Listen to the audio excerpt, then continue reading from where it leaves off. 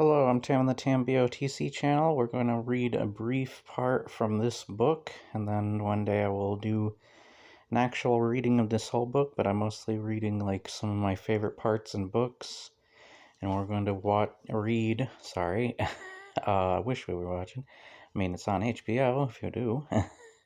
The scene's almost exactly the same. I will try to read as like close to the movie version and how uh but mostly of what is written here.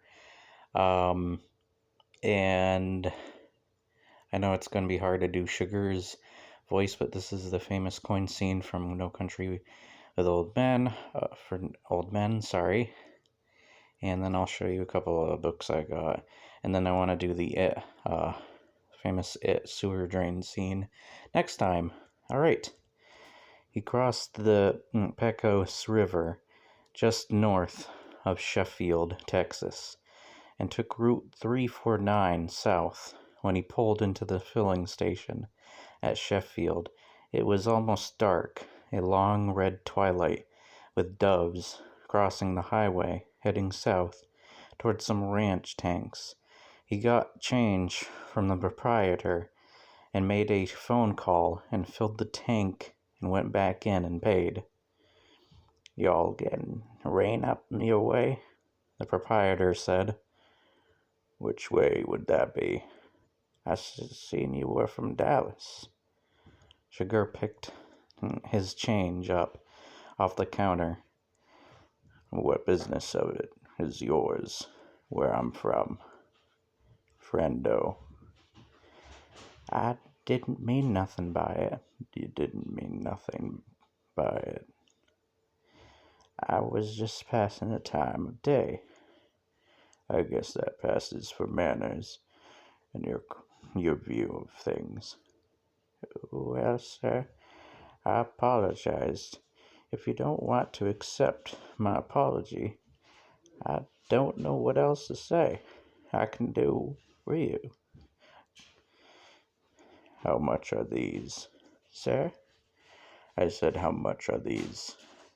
69 cents. Sugar unfolded $1 onto the counter. The man rang it up and stacked the change before him in the way a dealer places chips. Sugar hadn't taken his eyes from him.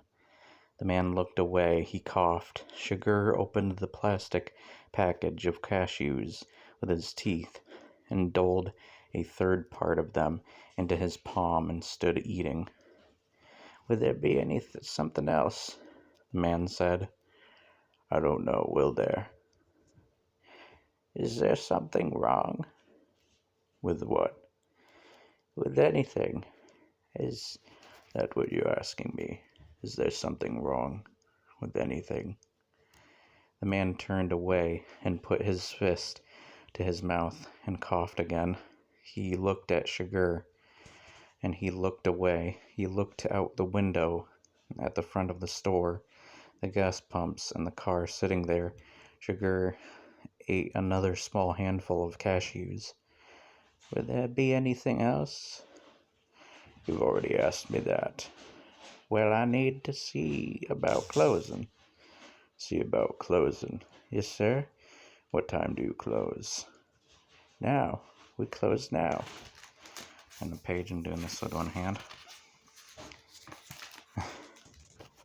while holding the phone with the other. "Now is not a time." "What time do you close?" "Generally around dark, at dark." Sugar stood slowly chewing. "You don't know what you're talking about, do you?" "Sir?" "I said you don't know what you're talking about, do you?"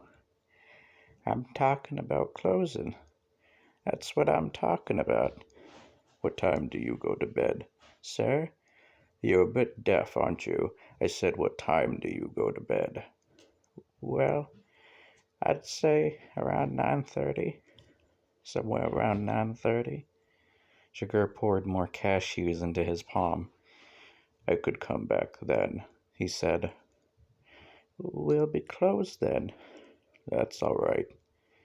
"Well, why would you be coming back? We will be closed." "You said that." Well, we will. You live in that house behind the store. Yes, I do. You've lived there all your life. The proprietor took a while to answer.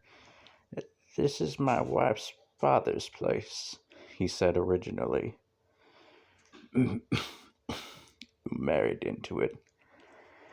We lived in Temple, Texas for many years. Raised a family there in Temple. We come out here about 4 years ago. You married into it. If that's the way you want to put it. I don't have some way to put it. That's the way it is. Well, I need to close now. Sugar poured the last of the cashews into his palm and weighted the little bag and placed it on the counter. He stood oddly erect, chewing. You seem to have a lot of questions, the proprietor said, for somebody that don't want to say where it is they're from. What's the most you ever saw lost on a coin toss, sir? I said, what's the most you ever saw lost on a coin toss? Coin toss? Coin toss. I don't know.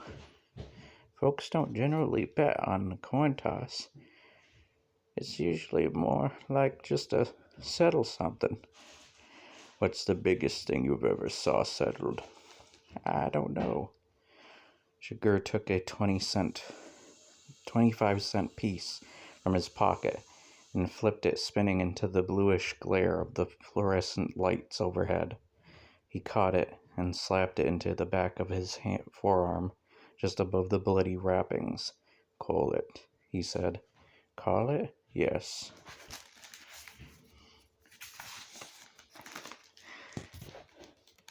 For what? Just call it. Well, I need to know what it is we're calling here. How would that change anything?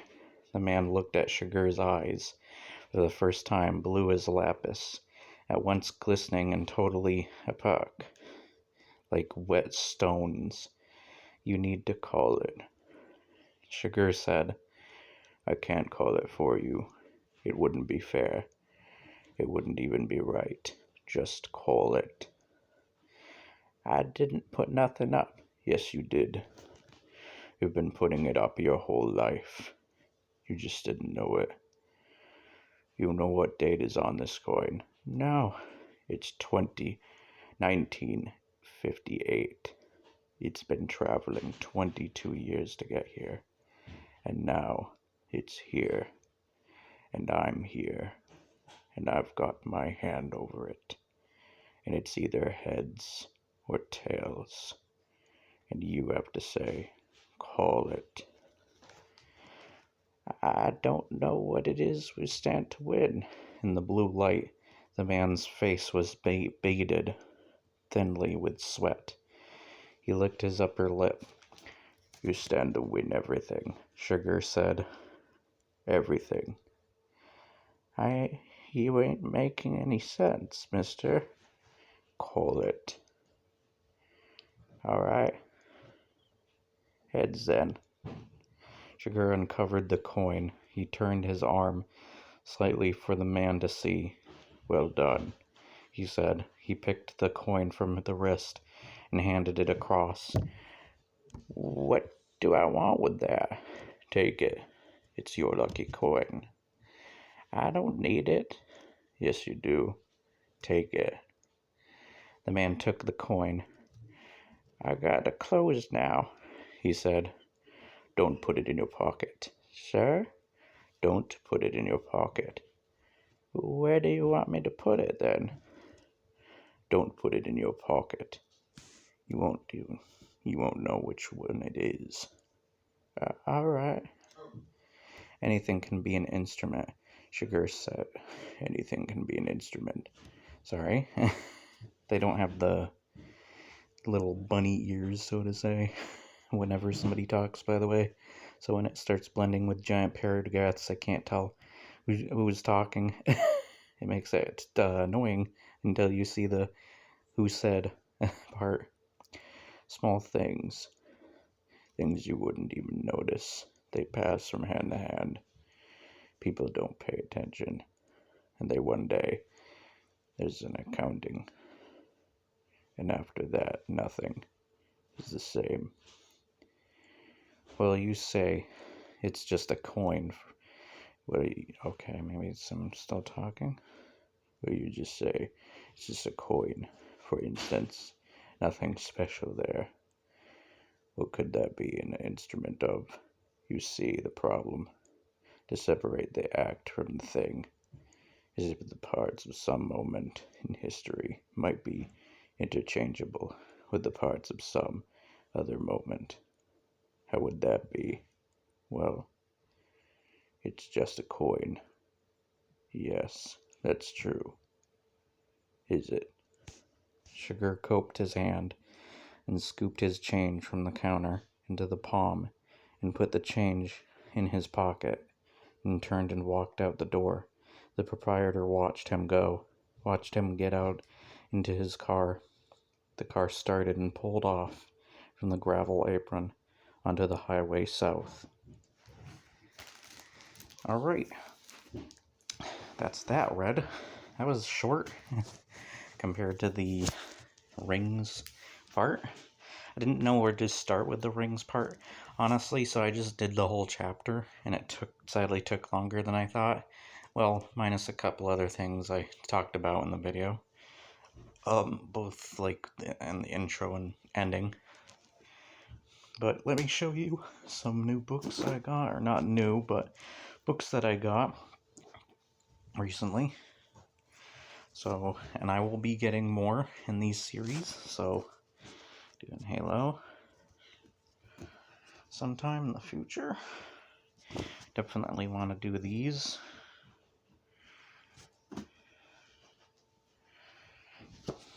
And this is going to be the funniest book to read because I can do the Batman voice now. I need to find the Dark Knight so I can do the Joker. It'd be cool. And then finally, I got this for 50 cents. Look, it's actually in good condition too.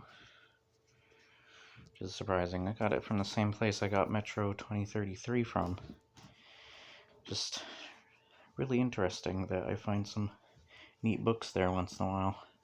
I don't know if the Division books are any good though, but I'll see when I read them. Anyways, that's all for now. I hope you enjoyed, and I'll see you next time. Bye-bye!